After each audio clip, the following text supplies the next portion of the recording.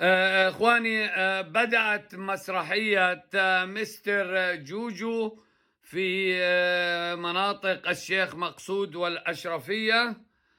بدأت منذ قليل، وأعتقد أن المسرحية التي سينفذها مستر جوجو على مسرح شرق نهر الفرات ستكون العودة، حسب اعتقادي وتحليلي، عودة أتباعه في المسلسل محملين على الأكتاف، وزغاريت النساء ستنطلق، والفرحة ستعم على الجمهورية، وبسبب التخلص من حشرات قاتلة كانت موجودة في المنطقة. لكن هذه الحشرات أعتقد أن مستر جوجو سيقضي عليها، والتي كانت تحوم حوله،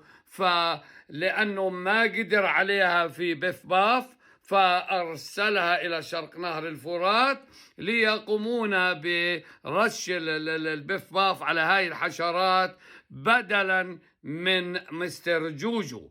فالبث سلمي، ويتكلم عن مسرحية يا توك توك بطولة مستر جوجو وشرق نهر الفرات، والله يحميهم ويحمي جميع البشرية. طبعا معكم عوني حدادين من النرويج، والساعة الآن بتوقيت الشرق الأوسط، الساعة الآن